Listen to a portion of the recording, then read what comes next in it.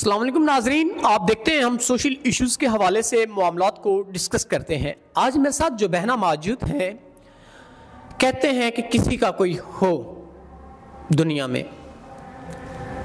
ان کی سٹوری بھی کچھ یوں ہے کہ یہ یتیم ہیں، ان کے آگے پیچھے کوئی نہیں ہے، اور جب آ کر انہوں نے ہمیں اپنی سٹوری بتائی تو یقین جانے بڑا دکھ بھی ہوا ہمارے معاشرے کی سوچ پہ اور معاشرے کے ان رشتہ داروں پہ جو مشکل وقت میں ساتھ تو نہیں دیتے لیکن باتیں ضرور کرتے ہیں، احساس نہیں کرتے لیکن آپ کی کردار کشی آپ پہ وار کرنے سے باز نہیں آتے۔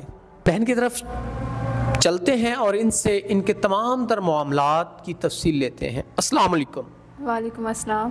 اچھا بہن، آپ مجھے یہ بتائیں، آپ ہمارے آفس آئیں، آپ نے ہمیں بتایا کہ آپ یتیم ہیں اور بہت پریشان ہیں۔ کیوں؟ ایسے کیا مسائل ہیں آپ کے جس کی وجہ سے آپ پریشان ہیں؟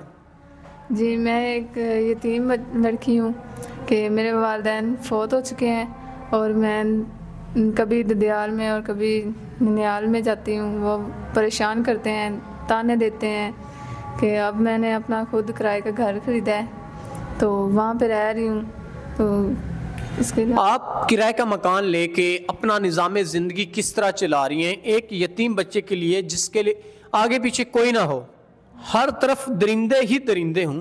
کیسے اپنی لائف کو سروائیو کر پانا اس کے لیے مشکل ہوتا ہے، تو کیسے یہ سب معاملات دیکھتی ہیں آپ؟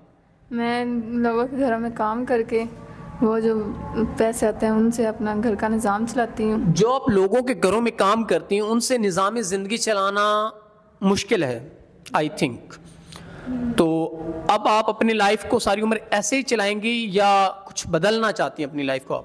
بدلنا چاہوں گی، اگر کوئی نیک اور اچھا انسان ملے تو میں اس سے نکاح کر لوں گی۔ ناظرین، اگر نیک کوئی اچھا انسان ملے تو میں نکاح کر لوں گی، یہ اس بہن کے الفاظ ہیں۔ اگر کوئی ایسا انسان سنسیئر پرسن جو کہ ان کے معاملات اور حالات زندگی کو بہتر طریقے سے دیکھ بھال کر سکتا ہے تو وہ ضرور ان سے نکاح کرے، نکاح کو عام کریں نہ کہ زنا کو۔